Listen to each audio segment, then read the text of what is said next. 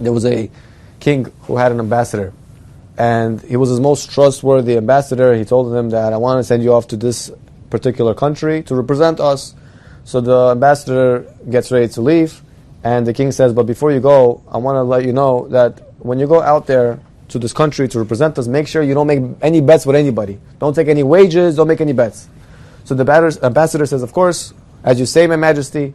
Your majesty goes to this foreign country, and he makes an appointment with that king of that country, and he comes into the throne room. All the way the head is the king sitting on his throne.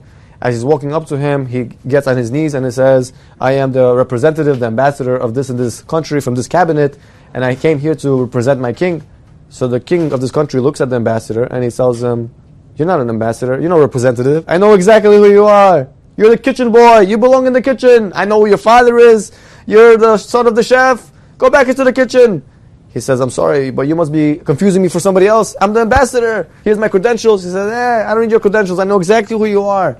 So the king turns to me and says, and I'm willing to bet you $5 billion that you are the kitchen boy. He says, how are you going to prove to me that I'm the kitchen boy? He says, many times I walk by that kitchen, it gets very, very humid. It gets very, very hot in that kitchen.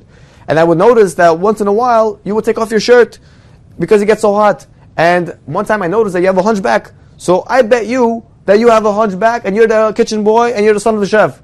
So take off your shirt in front of everybody and prove to us that you're not the kitchen boy. The guy's thinking, but the king told me not to make any bets, not to take any wages. But it's an easy deal. Come on. It's a win-win situation. For sure, the king didn't know this is going to happen, and he's going to be okay with it. So he goes ahead, and he takes off his shirt, and the whole crowd goes, oh, and they see, Baruch Hashem, he has a straight back, everything is okay, and he takes his shirt. The king says, okay, please put your shirt back on, my mistake. Everyone can't believe it. The king was just proven wrong. The king says, my apologies, please go ahead and apologize to your king, for me as well. He goes ahead and gives him $5 billion in golden coins, and he places it on a wagon, and he gives it off to him. Now the guy, this ambassador, takes the wagon, brings it to his homeland, brings it to his king, and he says, my king, I brought you $5 billion. He says, where'd you get all this money from? He says, you wouldn't believe it. He says, don't tell me that you took bets. You didn't make any bets, did you?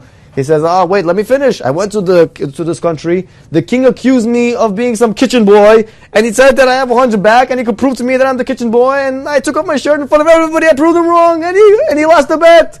What? And here it is, $5 billion right in front of your very eyes. The king says, you fool!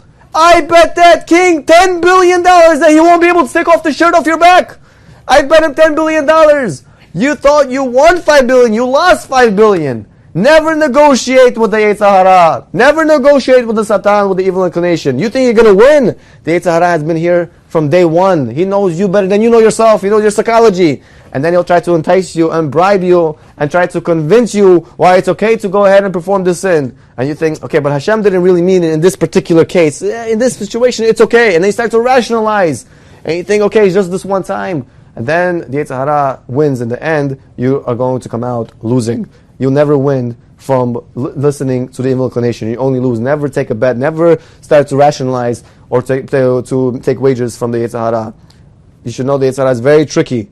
And he knows you, and he knows the psychology of a person better than you think. And in the end, you're not going to outsmart him. In fact, he will, outsmart you. So be very vigilant, very careful with the Yetzer Hara. Look out for him. Don't think that you're going to outsmart him.